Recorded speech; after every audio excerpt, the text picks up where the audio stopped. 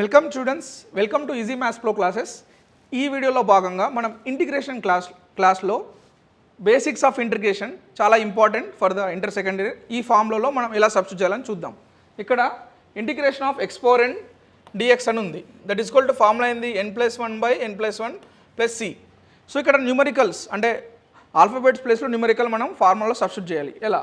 Suppose ఇక్కడ integral x power 3 అన్నారనుకోండి, just n ప్లేస్లో మీరు 3 పెట్టేస్తే మనకు ఆన్సర్ అనేది వస్తుంది. ఎలా? అది n ఏంటిది ఇక్కడ 3, సో 3+1/3+1 + c.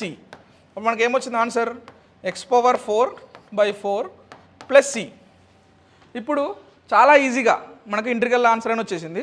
సో మీకు ఈ ప్రాసెస్ అర్థమైన తర్వాత జస్ట్ n వాల్యూ చేంజ్ చేసేసి ఇంకో ఆన్సర్ మీరు కామెంట్ రూపంలో చెప్పండి. So integral of x power 6 dx ఎంత? సో దీని ఆన్సర్ అనేది మీరు కామెంట్ రూపంలో తెలియజేయండి. Thank you.